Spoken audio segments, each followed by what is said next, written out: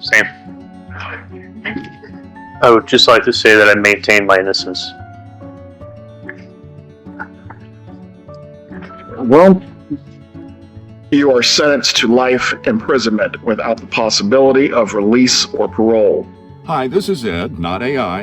In this video, we will go over Donna Adelson's motion to set bond, in which she requests an Arthur hearing, and then we'll briefly discuss the motion. First, we will start by reading the pertinent portions of the motion. We'll skip some of the 3.5 pages of legal citations to rules, statutes, and cases presented by attorneys Fulford and Zellman and go directly to their conclusion and proposed conditions of release. Remember that this is set for a hearing on February 26, 2025 in the morning, and we'll cover the hearing live on our channel. Also, although release on bond in a first-degree murder case is rare, it has happened in Leon County. The most recent case where that happened was the case against podiatrist Dr. Adam Frash. After spending a significant amount of time in jail waiting for trial, his lawyers helped him collect the life insurance benefit payable on the death of his victim, his estranged wife, Samira Frash. Then, shortly after that, the judge granted a motion for his release. He waited for trial at his home where he lived with his dad for over 1 year. And during that year, mentor lawyer took his deposition. Anyway, back to Donna. Here is her motion. Defendant's motion to set bond and schedule an Arthur hearing, State of Florida v. Donna Adelson. The defendant, Donna S. Adelson, by and through undersigned counsel and pursuant to Section 903.046 Florida Statutes, State v. Arthur, and Florida Rule of Criminal Procedure 3.131, moves this honorable court to schedule an Arthur hearing, and in support thereof and as grounds therefore says as follows. Procedural history. Mrs. Adelson was arrested on November 13, 2023, and on November 15, 2023, she was indicted for first-degree murder, conspiracy to commit first-degree murder, and solicitation to commit first-degree murder. The bond amount listed on each warrant for these charges indicated FAR, for first appearance required. At first appearance, Mrs. Adelson was denied bond on count 1, and bond was set in the amount of $25,000 for counts 2 and 3. On or about December 5, 2023, the original counsel for Mrs. Adelson filed an emergency motion to enjoin the jail for an independent psychological evaluation or release to house arrest based on alleged violations of Mrs. Adelson's Sixth Amendment right to counsel. A hearing was held on said motion on December 11, 2023. This honorable court found that there was no Sixth Amendment violations and entered an order denying the relief sought. On January 8, 2024, a motion for substitution of counsel was filed, which was granted on January 9, 2024. The attorney that became counsel for Mrs. Adelson was withdrawn from the case due to a conflict of interest on the eve of trial, September 17, 2024. From a review of the records, it does not appear that the issue of bond was ever addressed by this new counsel. Due to the conflict of interest, Mrs. Adelson's pretrial confinement in the Leon County Jail was extended for approximately 9 months to await a new trial date. The state of Florida has not filed a motion for pretrial detention. The trial in this case is scheduled to begin with jury selection on June 3, 2025. General Statement of Facts. On July 18, 2014, Dan Markel was killed while sitting in his car in the garage of his Tallahassee home. Professor Markel was a prominent law professor at the FSU College of Law. The Tallahassee Police Department began an extensive investigation, which involved the FBI and law enforcement officers in multiple jurisdictions. On July 17, 2015, TPD released new details in the investigation. On May 25, 2016, Sigfredo Garcia was arrested in the case. On or about June 28, 2016, Luis Rivera was arrested in this case. Catherine Magbanua is arrested on October 1st, 2016. On October 4th, 2016, Luis Rivera pleaded guilty to second-degree murder, and he was sentenced to 19 years in prison, concurrent with his 12-year sentence in a federal RICO case. Sigfredo Garcia was convicted during a joint trial with Magbanua in October of 2019. Catherine Magbanua was retried and convicted in May 2022. Shortly after Magbanua's second trial, Charlie Adelson was arrested on April 21st, 2022. Charlie was convicted in November 2023.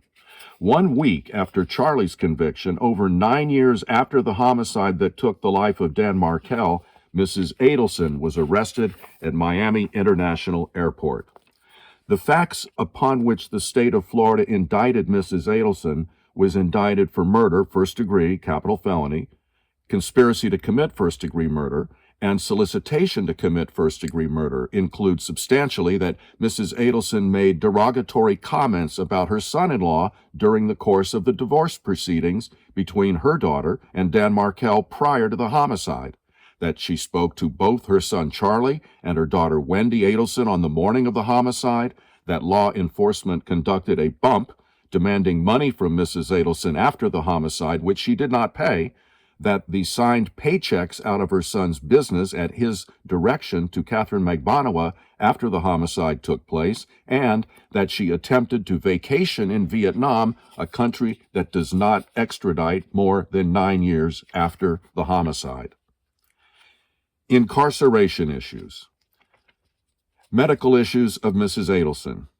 Mrs. Adelson is a 75-year-old female with typical medical issues of aging exacerbated by the conditions of confinement, hearing problems that are compounded due to a medical issue that cannot be addressed by medical personnel at the Leon County Detention Facility.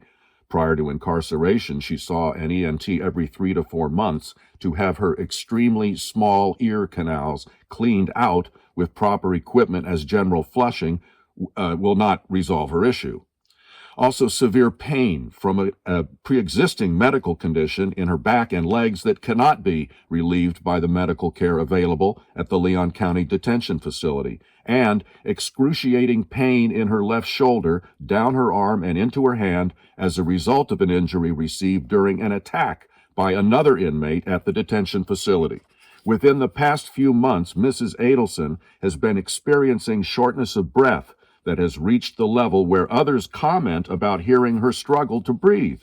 Undersigned counsel has actually had difficulty hearing phone communications with Mrs. Adelson because her breathing is so labored that it interferes with phone reception.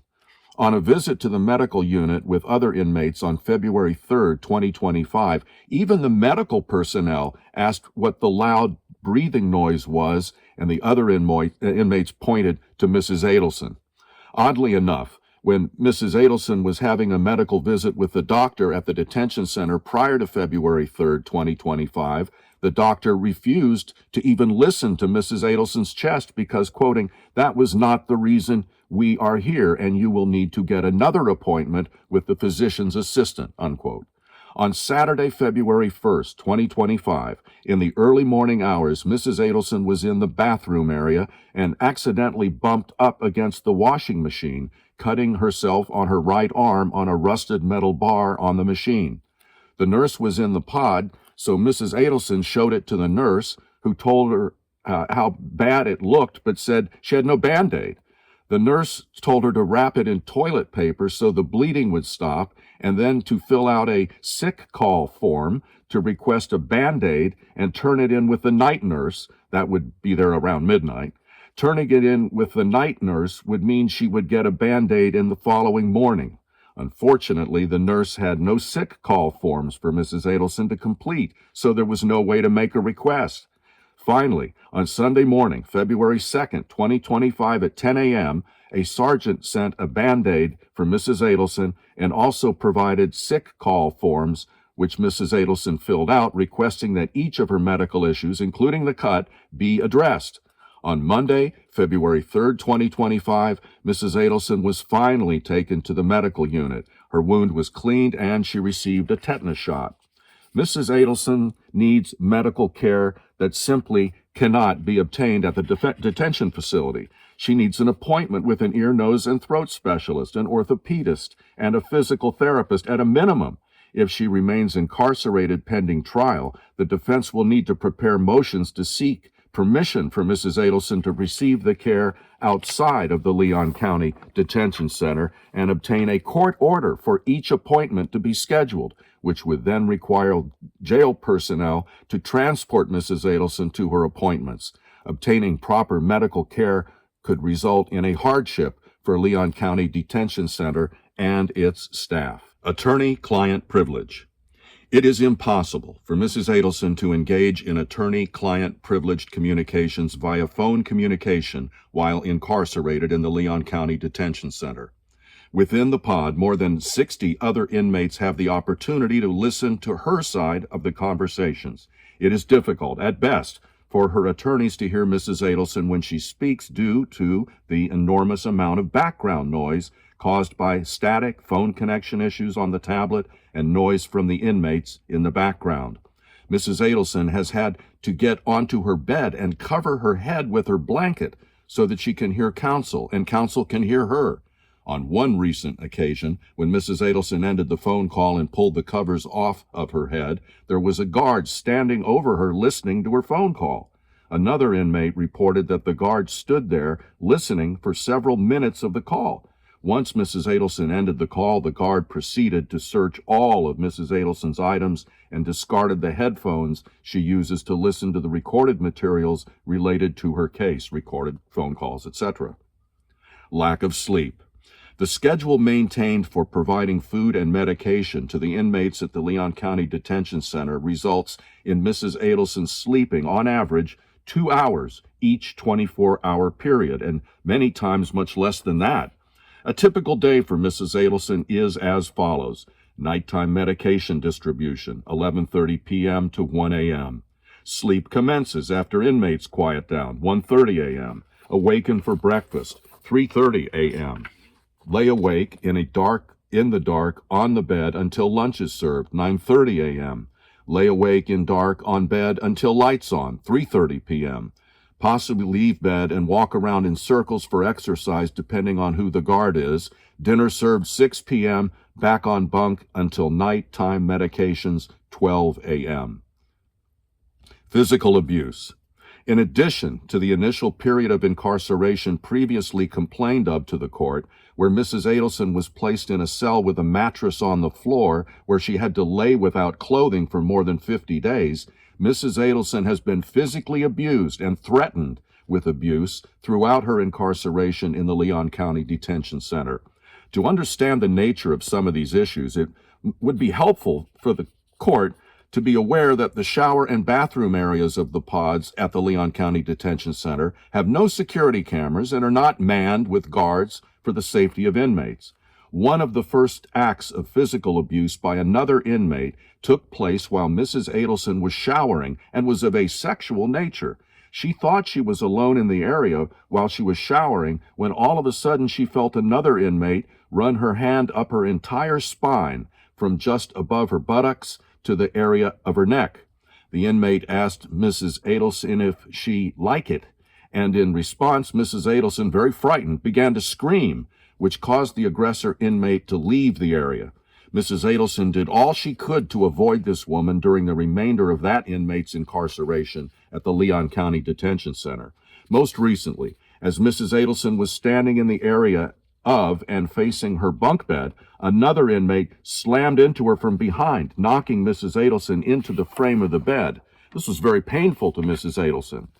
When she turned around and asked why the woman had done that, the inmate replied, quoting, "Because you're a fucking killer," unquote. The most severe and frightening incident to date, however, occurred several months ago and again was in the bathroom area of the pod. Based on the records obtained, the incident occurred on or shortly before October 7th, 2024. Mrs. Adelson was bent over brushing her teeth with her right hand and leaning on the sink with her left hand. All of a sudden, she felt her left arm being jerked violently behind and up her back. As she was yanked in that direction, a much larger inmate told her that she knew Mrs. Adelson got canteen, and that from now on she was going to get canteen for her too. When Mrs. Adelson tried to ask why she would do that, she was told by the large inmate that she was going to do it. Mrs. Adelson was scared for her life and what more physical harm would come if she didn't comply.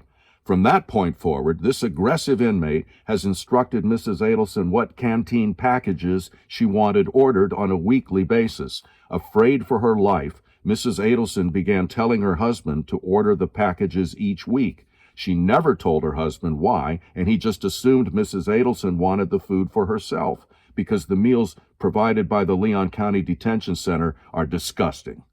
After Mrs. Adelson received her own canteen, purchased through the normal jail site, she also receives the 2 separate packages from the site ordered by her husband. She keeps the additional canteen items in the area of her bunk bed, and either the aggressive inmate comes to get the items herself or sends someone else to get items as she wants. This particular incident caused terrible pain to Mrs. Adelson on the day of the incident and has continued to this day. She has requested medical treatment from the jail for this pain on numerous occasions, but has gotten no relief. It has caused excruciating pain in her left shoulder that shoots down her arm, and sometimes she even has a tingling in her fingers. Since the court heard the original motion by initial counsel, some jail staff, including supervisors, continue to take actions which can only be intended to punish Mrs. Adelson. For example, inmates are provided with locked storage bins to store commissary and personal items. Mrs. Adelson has been allowed 2 additional bins for her legal materials.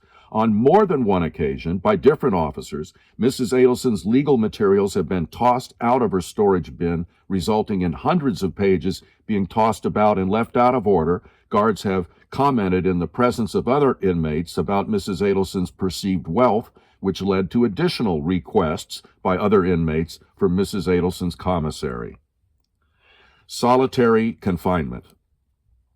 Mrs. Adelson has attempted to seek medical care for her pain, shortness of breath, and other health issues for several months, and her requests for appointments have been routinely denied or not properly addressed. However, on Monday, February 3, 2025, when she was finally taken to the medical unit and all of her issues, including the cut, were being addressed, the physician's assistant asked about the pain in the left shoulder and arm and how it started.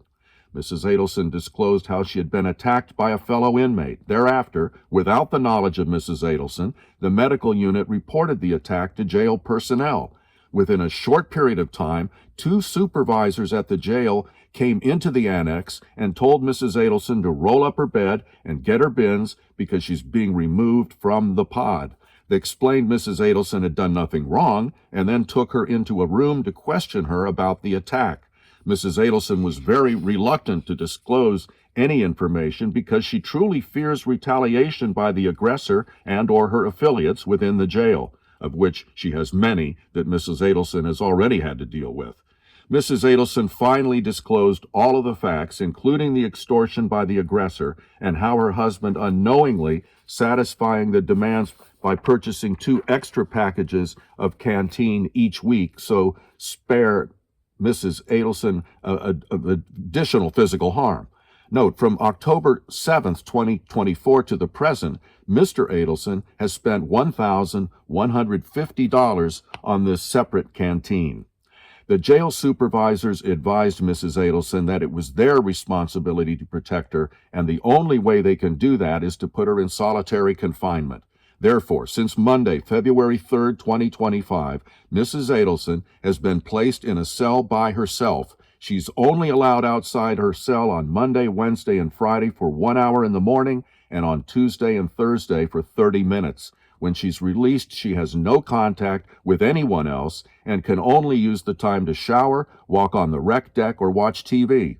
Other than that, she is on complete lockdown in a 6x9 room that has a bed, toilet, and a sink. Note, the toilet is in full view of the window on the door that is approximately 4 inches across by 30 inches high. Thus, the staff of the Leon County Detention Facility has determined that the only way they can adequately protect Mrs. Adelson from any future physical harm from inmates is to house her in solitary confinement. Therefore, Mrs. Adelson is being punished for having been physically attacked, injured, and extorted for the past 4 months. No risk of harm to the community. Mrs. Adelson is a 75-year-old woman with physical impediments, with no prior criminal history and no disciplinary issues during her entire incarceration at the Leon County Detention Center for the past 14 months. There are no allegations that she personally engaged in any conduct herself that resulted in harm to anyone, including Mr. Markel, and not a flight risk. Mrs. Adelson has no passport and has been placed on a no-flight list and thus cannot schedule a flight bound for any domestic or foreign destination. Her husband is 80 years old and would relocate to live with Mrs. Adelson in Tallahassee, Florida, from release through the trial. Legal argument. Article 1, Section 14 of the Florida Constitution provides, until adjudged guilty, every person charged with a crime or violation of municipal or county ordinance shall be entitled to release on reasonable bail with sufficient surety, unless charged with a capital offense or an offense punishable by life in prison, and the proof of guilt is evident or the presumption is great. In State v. Paul, the Florida Supreme Court held that the Florida Constitution provides two broad categories in which a person charged with a crime could be denied the right to be released on bond. One, where the person is accused of a capital crime or an offense punishable by life, where the proof of guilt is evident and the presumption great, or two, where no condition of release can reasonably protect the community, assure the presence of the accused, or assure the integrity of the judicial process. The first category, requiring proof of guilt to be evident and the presumption great, has been defined as requiring the state to establish a defendant's guilt is manifest, plain, clear, obvious, conclusive, and beyond question of doubt. Kirkland v. Fortune. Where the evidence is arguably strong enough to sustain a conviction, but is, quote, arguably impeached in substantial respects by other evidence, or is rendered doubtful by substantial contradictions and discrepancies in the state's case, the proof is not stronger than beyond a reasonable doubt, and accordingly, the accused is entitled to pretrial bail as a matter of right.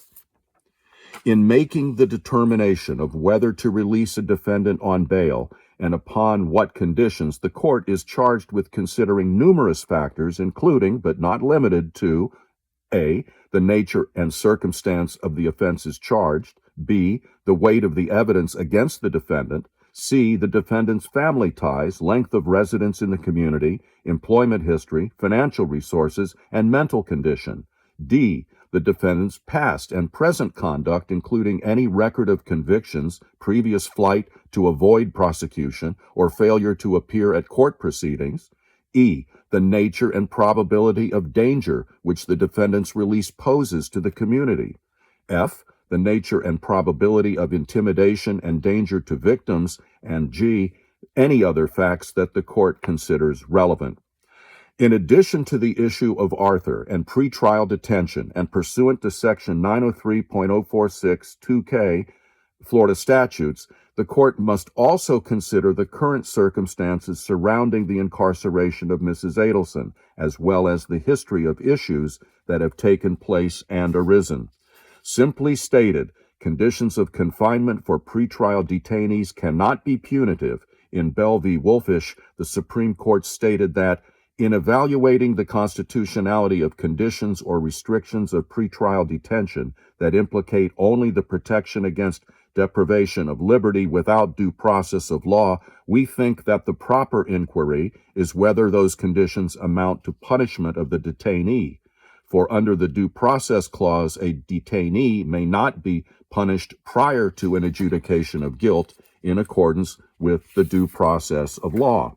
Bell created a two-part test. First, the court is to consider whether any legitimate goal was served by the conditions. Second, the court must ask whether the conditions are reasonably related to that goal.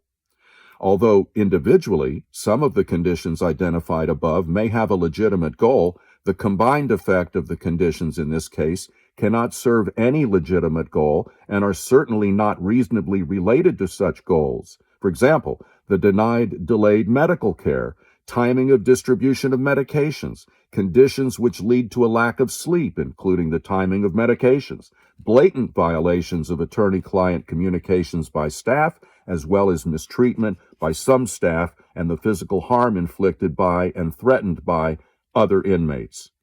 Conclusion.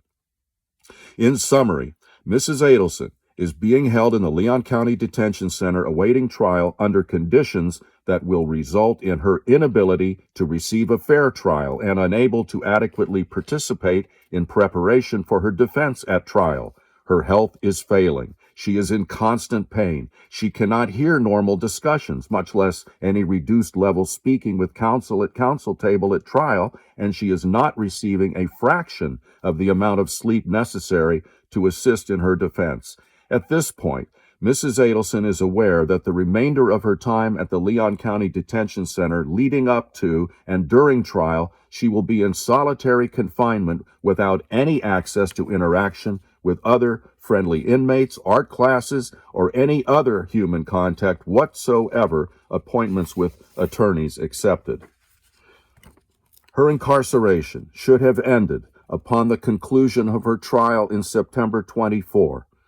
Through no fault of her own, her attorneys were removed from her case and her trial continued for a period of more than 9 months, thus extending her period of incarceration. Proposed conditions of release. Mrs. Adelson is aware of the seriousness of the offenses for which she has been charged and that the court would not consider the typical conditions of pretrial release and proposes that in addition to the monetary bond requirement, the court imposed the following conditions of pretrial release. A. Electronic monitoring.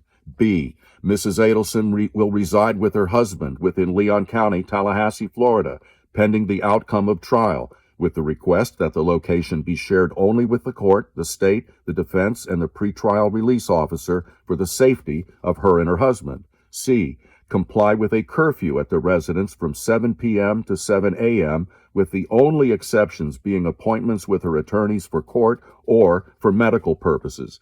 D. No travel outside of Leon County, Florida. E. Report to a pretrial release officer or on whatever schedule is deemed necessary by the court. And F. Any other conditions the court deems reasonably appropriate. Wherefore, the defendant Donna S. Adelson requests that this court grant this motion, change the venue for the trial in her case, and for such other and further relief as is just and proper. Signed, Attorney Jackie Fulford and Attorney Joshua D. Zellman. Mr. Scalzo, I've reviewed your emergency motion to enjoin the jail. Is there any further argument or testimony that you wish to take in support of your motion? Your Honor, I'll just add to supplement to my motion, which was filed last week, that we are now on day 22 of direct observation. Mrs. Adelson continues unable to participate in her defense. She's not permitted any papers. I cannot mail her anything. I did have a call with her on Friday, but only because Mrs. Kappelman facilitated it for me.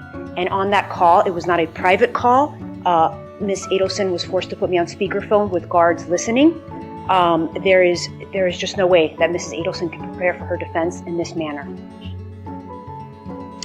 All right, there is one question that I had specifically as to this issue, and I noticed within your pleading that you had quotes from your client and also some observations of what has been taking place with the correctional staff. Are you alleging that you have no ability to access your client or that there is limited contact with your client? No, Your Honor, I'm not saying that there is no ability. The direct observations that are contained within my motion were not observed by myself, but Daniel Rashbaum, Charlie Adelson's attorney, had a visit with Charlie Adelson, and he was able to swap it out for Miss Donna Adelson the week of, I think, November 27th or 28th. So he was able to have that conversation with her in person. I've had a conversation with her, like I said, over the phone. I have been told that I can do a 60-minute increment visit with her in person. There is no video visitation ability. So I would say that my ability to meet with her is limited. It's not non-existent. However, my ability to share, for example, discovery, paperwork, the motion I filed with Ms. Adelson is non-existent because she's not permitted to have paper. Very well. We'll take up the other aspect of this in a moment, actually, which deals with the level of confinement and what is going on with it. Ms. Kappelman, does the state have any argument to make concerning this matter? The state would defer to Mr. Toomey, who's here to speak on those matters that I think you're addressing right now. Very well. Mr. Pimentel, Mr. Toomey. Good afternoon, Judge. Good afternoon. As far as this particular issue goes, there is no impediment to her speaking with her lawyer, seeing her lawyer, over and above using a tablet. The tablet has a headset that can be used as a ligature. Otherwise, she's free to enter the jail. Chief Mack is here. He's assured me that they can have visit. I don't understand the problem that is perceived, but there is no impediment to an attorney-client visitation. Am I correct? The first question, we'll have Chief Mack give some testimony so that way we have a clear record.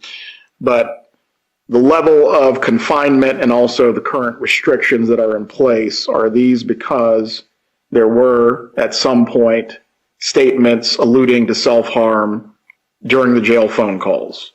And at booking here. When she was booked into the jail here, she made a statement that she wanted to die. Now, before she was arrested in Miami, she also had a phone call with her son, who's obviously in jail here. 25-minute phone call. I've personally listened to it. She very clearly spoke about a plan to kill herself using sleeping pills. One moment. Ms. Adelson, please keep your comments to yourself. Let your lawyer argue on your behalf. Spoke of a plan to kill herself if she could not escape the country before arrest. That was known to the folks in this jail when she got here. That's why she's on watch. The mental health professionals see her every day. They are not satisfied that she's safe. And it's up to them to decide it. I'll give you an opportunity to respond, Mr. Scalzo. Mr. Toomey, one more thing before we move on into taking Chief Mack's testimony. Is there a specific procedure that the jail has for dealing with inmates with a threat of self-harm?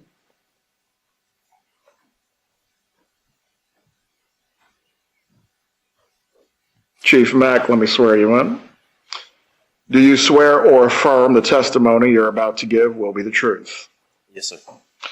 If you can explain to me what the procedure is, Chief Mack, and from there, Mr. Toomey, Mr. Pimentel, I'll allow you to direct Chief Mack on any other matters you believe to be pertinent. Go ahead, sir. Okay. Anytime anyone makes a statement or we get evidence of someone wants to actually harm themselves, they're placed on direct observation.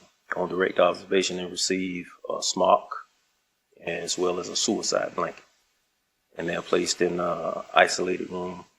It's just direct observation is what it really is. So we have a staff member outside the door that actually watches them around the clock to make sure they don't cause any harm to themselves. When are the individuals who are under this status reevaluated for going back to general population? That's done daily with yes care personnel. Mr. Toomey, if you have any further examination for Chief Mack, I'll allow you to do so at this time. Very briefly. Chief, is there a way for someone that's on suicide watch to have a direct visit with their lawyer? Yes, we will pull the individual from the particular area that they are housed in and put them in an office with just the attorney. And Are there any remote capabilities for someone who is in the suicide or close watch observation wing? Remote capabilities? As far as phone calls, Zoom, tablets, things of that nature? That person will be escorted to an office where we can actually see through the door, a glass window, and the officer will stand on the outside and just watch them from the outside. And this is related to any concerns you have about self-harm? Yes, that's because of we just keep constant view, keep them in vision to make sure that they don't do anything or pick up anything they can take back to the room and harm themselves later. Mrs. Scalzo, do you have an examination for Chief Mack? I do, Your Honor. May I proceed, Your Honor? You may. Thank you. Would you like me to proceed from here? That's fine. Thank you, Your Honor. Chief Mackey, am I pronouncing that correctly? Mac. Chief Mack. Chief Mack. Have you listened to this 25-minute call that Ms. Adelson had before she was arrested? Not in its entirety. I actually heard the portion where she was speaking of wanting to do a pact with her husband. I'm assuming that's who the individual was. Chief Mack, do you participate in the decision on whether Ms. Adelson needs to remain on direct observation? No, ma'am. That's a medical. Okay. Is the medical person that makes that decision a psychiatrist or another person? That's Dr. Sapp. So is Dr. Sapp a psychiatrist? Yes. Okay. Do you know if Dr. Sapp has examined Ms. Adelson? She advised me that she spoke with her on different occasions or been around the area while another clinician was talking with her. Well, how is Dr. Zapp? Sapp. Zapp. How is Dr. Zapp? Zack with a C, I'm sorry? If you could spell it, Chief Mack. SAPP. Sapp. Zapp. So how is Dr. Zapp supposed to determine whether Mrs. Adelson can be removed from direct observation if she doesn't evaluate her? From what I was advised, she has evaluated her and also other members of her staff. Chief Mack, would it surprise you if Dr. Zapp has not evaluated Mrs. Adelson at all? I couldn't say that I wouldn't think that she would tell me something that wasn't true. Do you have a report from Dr. Zapp establishing, I'm sorry. I wouldn't take, because of HIPAA laws, I don't necessarily get involved with medical paperwork of that nature. Chief Mack, did you come to court today knowing that you were going to testify about whether or not Mrs. Adelson was on direct observation or not? I knew I was supposed to be here, but the extent, I can't say I was privy to told that I was going to actually testify, but I was prepared if I did. Okay. And Chief Mack, knowing that you had to come here today possibly to testify, did you inquire how many times Dr. Zapp had met with Mrs. Adelson? I did not, because they actually see everyone that's on direct daily, and it's more than just Miss Adelson. Chief Mack, are you aware that Dr. Zapp has never evaluated or met with Mrs. Adelson? I can only go what I've been told by this staff. Chief Mack, are you aware that Dr. Pugh is the only psychiatrist that has seen Mrs. Adelson, and that was on November 27th?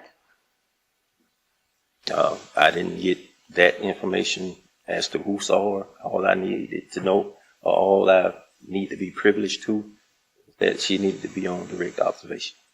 Chief Mack, do you have a list of all the times that Mrs. Adelson has been evaluated to determine whether she can be removed from direct observation?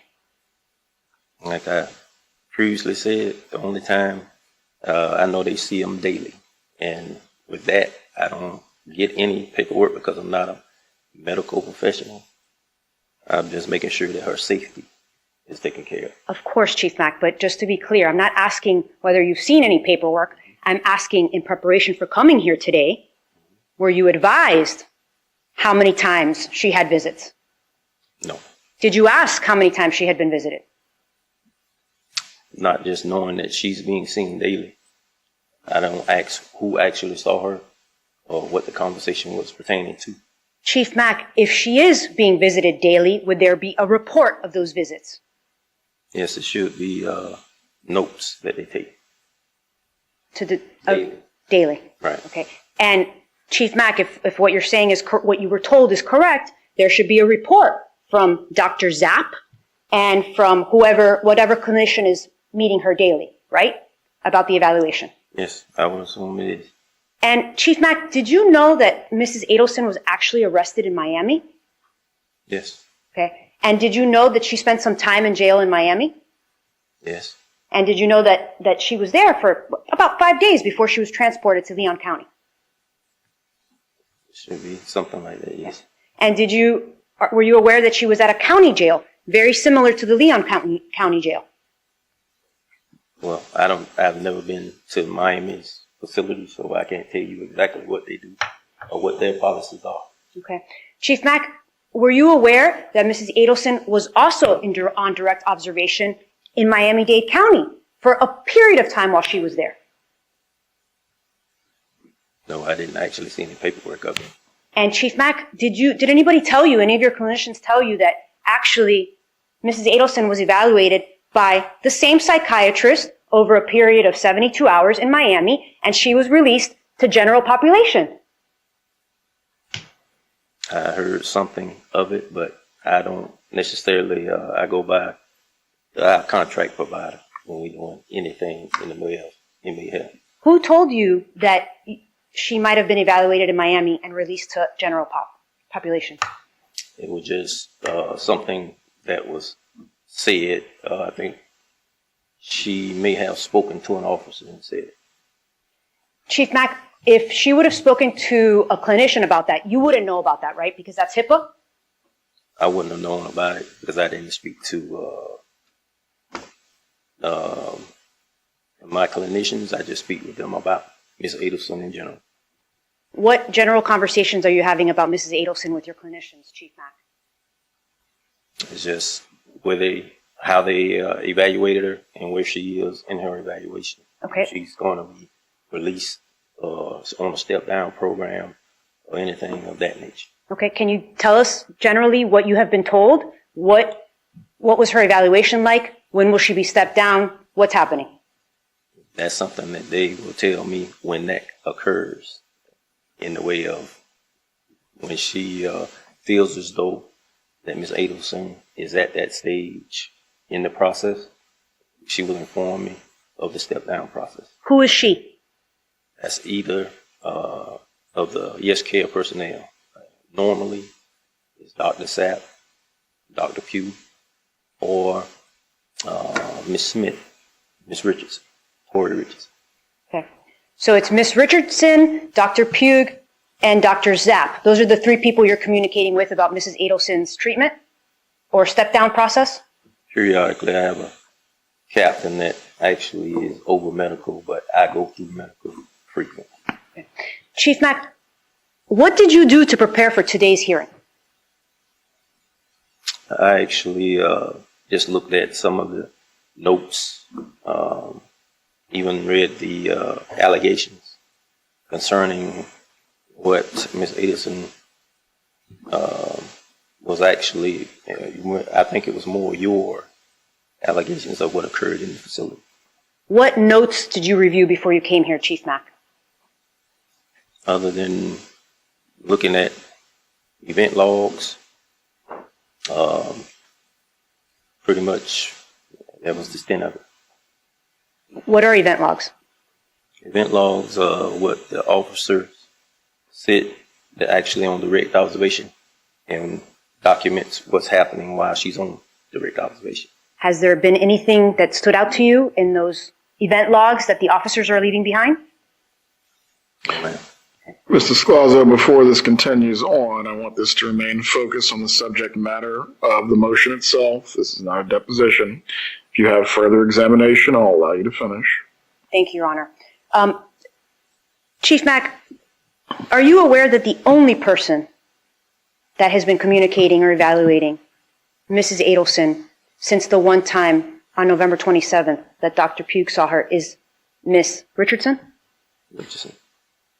I'm not aware of who all. I know Miss Pugh seen her once, twice. I'm not sure, but it's just I'm getting information from my HSA and Dr. Sapp. So to go back, you're saying Dr. Zapp has personally told you that Dr. Zapp has visited Mrs. Adelson? She told me she was in the area with Miss Adelson. I don't know, because I wasn't present, as to what occurred during that meeting. So what does it mean she's in the area? That she was around? Yes, ma'am. That's what she advised me, that she was around.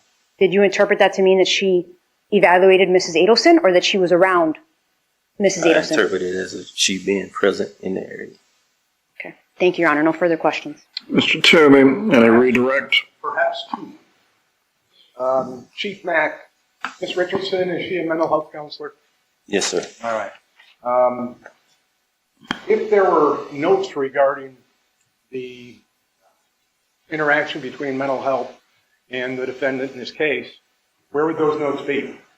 I'm going to be in medical files. You recognize this document as her medical file. It's moving around a bit. It's been a day. Yes, I would say that was a medical file. Do you know if anybody's asked for these besides me? No, sir. That's all good. Chief Mack, you may take your seat. Mr. Toomey, the place I did want to start with there being a procedure in place is to assure that this is not random or arbitrary. Is there a procedure with regard to inmates with self-harm concerns or direct observation? There is. It's standard in each and every jail.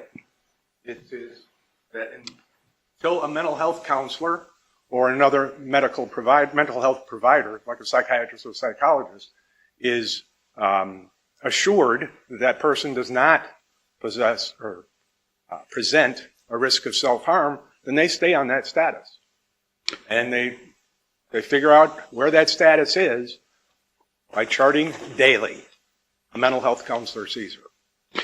Have you been able to provide a copy of either the policy or the patient file to Ms. Adelson's attorney? I haven't been asked. I can tell you, before this motion was written, no one has asked for these medical records because I am the final arbiter in this state for this client. I decide whether the records are going out. Very well.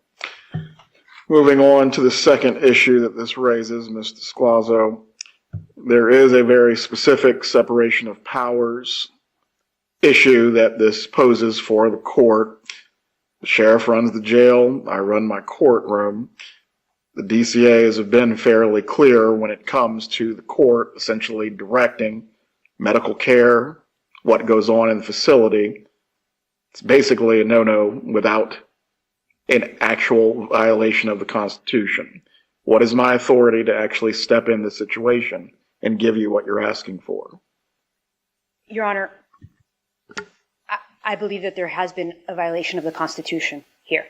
There is, Ms. Adelson and I have not been permitted to talk behind this glass wall that they're speaking of.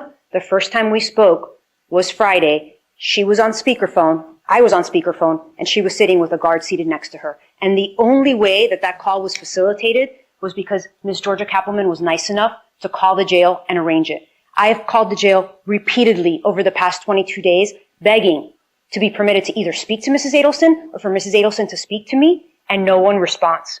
As to Mr. Toomey's response that nobody has called him, nobody has asked him for records, I tried calling the general counsel's office repeatedly in the past week to try to resolve this issue. I understand what's being said today in court, and like I said in my motion, I understand that there's separation of powers, and I understand that the court is limited in what they can do in directing the jail. But I think that one thing that Your Honor can do is, you have heard that the jail, and Mr. Toomey said, he's the arbiter in the state. All jails run the same. The jail in Miami-Dade County cleared Mrs. Adelson, a psychiatrist, a mental health professional that works for the state, that works for the Department of Corrections, has said that she is not required to be on direct observation. She comes here and all of a sudden that changes. So I feel that there's some sort of disconnect, and I think that there needs to be a third party evaluating her to make the determination. And I think that that's not an unreasonable ask. That's something that the jail can accept, and I think the state is not opposed to that. So that's what I'm asking the court, to allow me to bring in my own mental health professional to evaluate Mrs.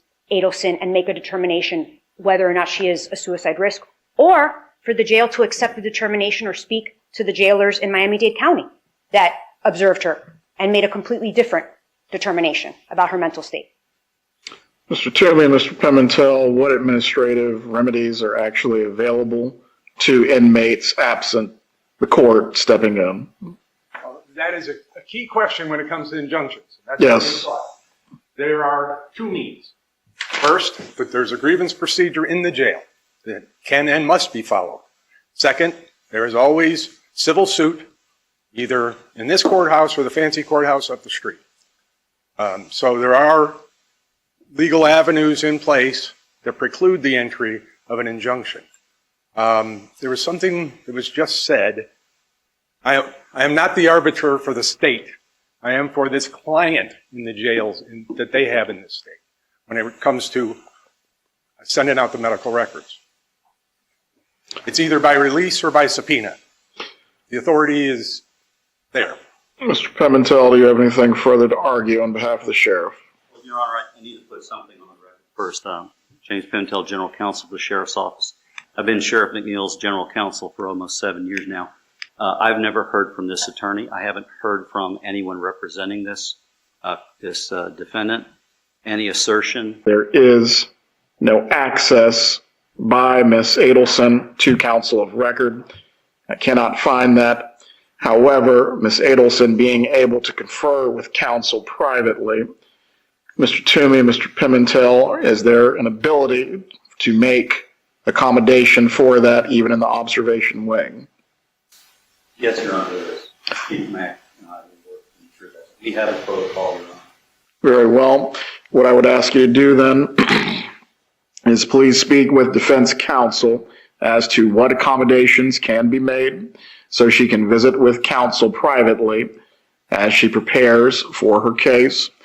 Obviously, there's a very voluminous amount of discovery that's already been provided by the state. Is that correct, Ms. Kappelman? Yes, Your Honor.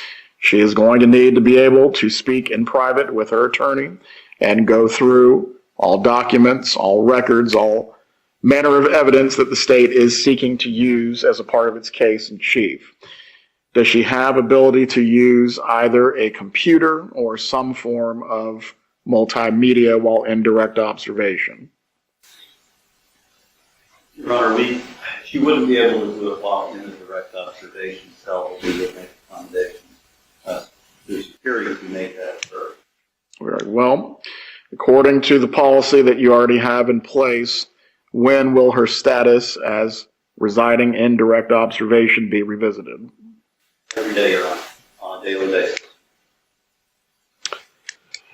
Right, Mr. Scalzo, as to issuing an injunction against the jail, I do not believe I have the authority to do so. The District Court of Appeal rulings, and I'm specifically going to cite to Bradshaw versus Sandler. This is found at 955 Southern 2nd, 1219, 4th DCA case from 2007. That specifically dealt with a trial court who ordered a defendant to be taken to a dentist of his choosing. Similar, by analogy, for me to allow Ms. Adelson to be seen by a psychiatrist or psychologist that is a third party is stepping on the separation of powers in that regard. Until there's been an exhaustion of remedies with regard to whatever internal procedure is available for her to avail herself of regarding grievances or other matters with the jail, an injunction is not something that I can entertain at this point. Did you wish to be heard further? No, Your Honor, not on this topic. Ms. Kappelman, did you have anything further you wish to argue on behalf of the state? Right, Mr. Toomey, Mr. Pimentel, and Chief Mack, if you can get with defense counsel, I think that will eliminate next time the need to have any hearings on a basis such as this. Obviously, Ms. Adelson wants to prepare for her trial. She is entitled to do so, but the sheriff runs the jail. I fully recognize that, and I respect that. Do you wish to be heard further? Nothing further. Right, let's move on to the matter of the arraignment, also why we were here this afternoon as well. Excuse, Judge? You are excused. Your Honor, before they're excused, I would like them to provide me, yes, their business card so that I may contact them. Thank you. That's fine.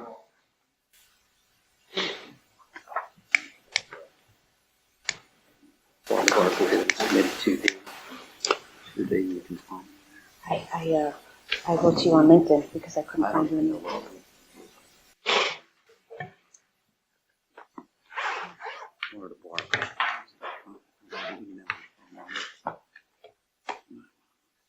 Right.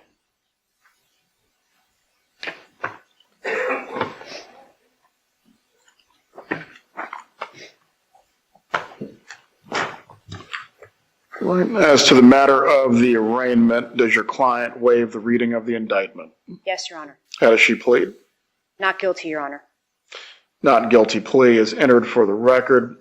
While we're here, we might as well have a brief case management as well. Ms. Kappelman, I believe you stated you've already provided discovery to the defense. Yes, Your Honor. Mr. Scalzo, realistically, how much time do you think it's going to take you to go through what you've already received? Your Honor, as long as I have access to Mrs. Adelson, as has been stated here in court, and she has access to be able, as you know, there's recordings in this case, and as long as she's able to listen to them and we're able to listen to them together, we plan to proceed to trial promptly. Very well. I was thinking of when another case management date would be good to kind of keep a good status of this as far as where it's moving. Is February too early, or would you prefer March? No, Your Honor, I'd like earlier. I don't, as long as I can communicate with Mrs. Adelson, I'm happy to have a status in January, if that works for the court and the state. Ms. Kappelman? Yes, sir. Available in January. I definitely don't want to push too hard too fast, but once we get locked into a trial date, absent there being good cause, we're really not going backwards. So I want you to give me realistic estimates as far as how much time it's going to take to prepare. As far as any depositions that you're already aware of that you are going to take in this matter, have you identified those? Have you noticed any? No, Your Honor, because I have not been able to discuss that with Mrs. Adelson. Very well. We'll pick back up with this then in January for status. Cheyenne, if you could give me the dates for January. All right, we'll put it on January 9th. I believe that's Ms. Dugan's docket date. January 9th at 2:30. You may appear by Zoom if you need to. And we'll readdress the matter then. Does either party have anything further to address concerning case management, at least for today? Nothing further, Your Honor. We are in recess. For everyone on the Zoom, I am about to turn it off. That was the conclusion of the hearing. Have a good afternoon. Tell her to give it to you, and every day say, I don't belong in direct observation. Okay? That's all you have tonight. 15 minutes. Okay? And I'm going to figure out what's happening here. Did you see?